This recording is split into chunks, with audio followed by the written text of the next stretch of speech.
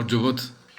დაგვიანებით წავიკითხე, მაგრამ შევეცდები მაქსიმალურად მოკლედ, მაგრამ ამომწურავი პასუხი გავცე ერთ შეკითხვას, რომელიც ერთმა მსმენელმა დამისვა. შეკითხვა იყო ასეთი: უფალმა კანაში წყალი ღვინოდ გადააქცია.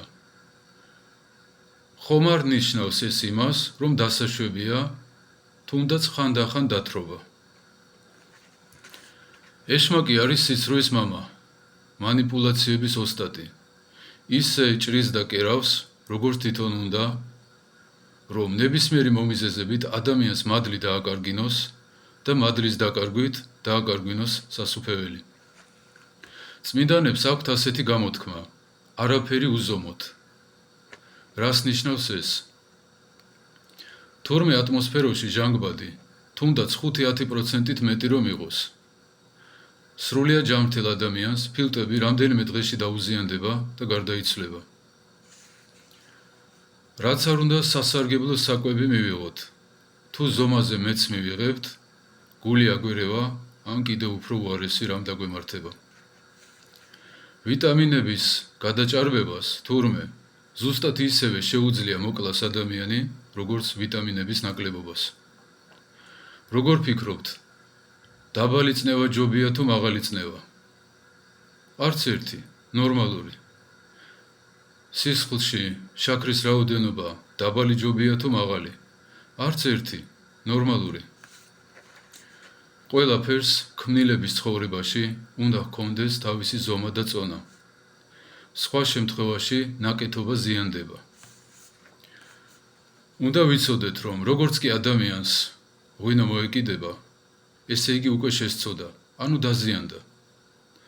უფალი რომ გვიკრძალავს ცოდვას, ეს ნიშნავს, რომ გვეუბნება, რომ თავს ნუ იზიანებთ. ღვთაებრივი ბუნება არაფრით არ ზიანდება. რომ გვიკრძალავს ცოდვას, ჩვენ გვიფრთხილდება. თუ სამ ჭიქაზე ვთვრები, ესე იგი 2 ჭიქა უნდა დავლიო.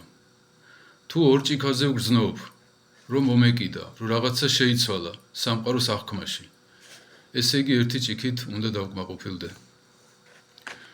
უფალმა კი გადააქცია წყალი ღვინოდ, მაგრამ არ უთქვია, რომ დააცარიელეთ ფიალები. და არც სახარებაში წერია სადმე შემდეგ, რომ მეკორწილები დათვრნენ და ერთმანეთის ცემეს.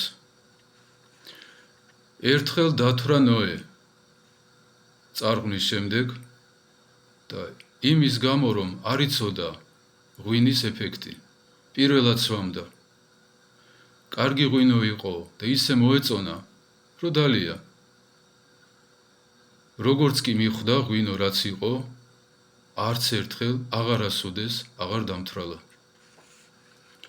თუ ჩვენ მივიღებთ ამ განმარტებას, რომ თითქოს ღმერთი თუ არ აკურთხებს, უშვებს მაინც დალევას, ლოთობას, ეს არის სახარების ეშმაკიული განმარტება. ამითი გამოდის, რომ ღმერთი, რომელიც ადამიანთა გამოსახსნელად ადამიანთა შორის გამოჩნდა და ადამიანური ბუნება მიიღო, თვითონ გვიბიძგებს ეშმაკის საქმეებისკენ ერთ-ერთისკენ, რაც არის ლოთობა. ყველამ ვიცით, რას უშრება ადამიანს ზედმეტი ჭამა.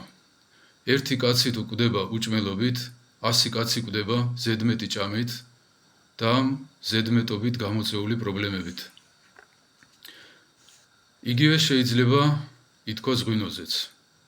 თუ დავიცავთ დოზას, მაშინ ღვინო იქნება წამალი. თუ ამ საზღვრებიდან გავალთ, მაშინ როგორც ყველაფერი დანარჩენი სხვა, ღვინო ხდება საწამლავი. ფსალმუნში წერია ასეთი რამ: ღვინო ახარებს გულსა კაცისასა და პურიო განამტკიცებს გულსა კაცისასა. ქეიფის მოყარე მიწიურმა ხორციელმა ადამიანებმა ეს გაიგეს, როგორც ღვთის კურთხევა ქეიფზე და ლოთობაზე. ზოგადად ასეთი მიდრეკილება, რომ ყველა ისე იგებს, რაზეც გონება ყოფნის, ეს არის ძალიან საშიში, ამ მოვლენამ სათავე დაუდო სექტებს, როცა მიწიური ადამიანები ღვთის სიტყვას, სულიერ სიტყვას ისე განმარტავდნენ, როგორც თვითონ ეგონათ, როგორც თვითონ ეჩვენებოდათ. და ღვინოზე და პურზე, რაზეც ფსალმუნი საუბრობს, თურმე სინამდვილეში აქ საუბარია ზიარებაზე. ზეციურ ღვინოზე და ზეციურ პურზე.